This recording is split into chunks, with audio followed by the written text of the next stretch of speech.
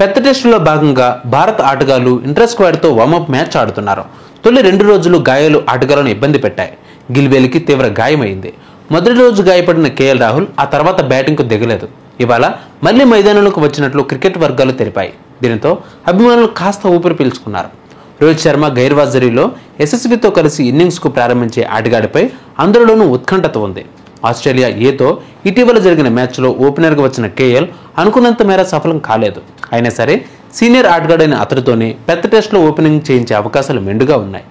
రుతురాజ్ గైక్వాడ్కు తీసుకుని అడిస్తారనే మరో వాదన కూడా ఉంది. గిల్ గాయపడడంతో అతడి స్థానంలో రుతురాజ్ గైక్వాడ్కు తొలి టెస్టుకు తీసుకునే అవకాశాలు ఉన్నట్లు తెలుస్తోంది.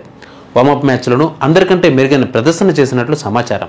విరాట్ కోహ్లీ, యశస్వి, రిషబ్ పంత్, కేఎల్ ఇబ్బంది పడిన పిచ్చిపైనే రుతురాజ్ బౌలర్లను సమర్థంగా ఎదుర్కొన్నట్లు తెలుస్తోంది. కేఎల్ ఓపెనర్గా వచ్చిన గిల్లాడే వన్డేలో రుతురాజ్ను బరిలోకి దింపే ఛాన్స్ లేకపోలేదు. రుతురాజ్ కూడా ఓపెనర్గా ఆడిన అనుభవం కలిగిన ప్లేయరే. అసలు ఆసీస్తో టెస్ట్ సిరీస్కు స్క్వాడ్ను పంపించినప్పుడే రుతురాజ్ను తీసుకోకపోవడంపై తీవ్ర స్థాయిలో విమర్శలు వచ్చాయి. రోహిత్ భార్య రితికా రెండో బిడ్డకు జన్మనిచ్చారు. అతడు పెద్ద టెస్టుకు అందుబాటులో ఉండకపోవచ్చని వార్తలు వస్తున్నాయి. అయితే ఇలాంటి పెద్ద సిరీస్లో ఒక్క మ్యాచ్ను కూడా కెప్టెన్ వదిలేయకూడదు. ఇంకా వారం రోజుల సమయం ఉంది. రోహిత్ ఆస్ట్రేలియా వెళ్లి తొలి టెస్టు ఆడితే బాగుంటుంది.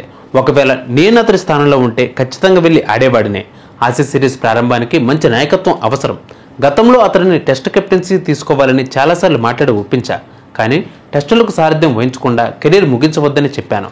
వర్క్ గురించి నేను అసలు పట్టించుకోను అని భారత మాజీ కెప్టెన్ సౌరవ్ గంగూలీ వ్యాఖ్యానించారు.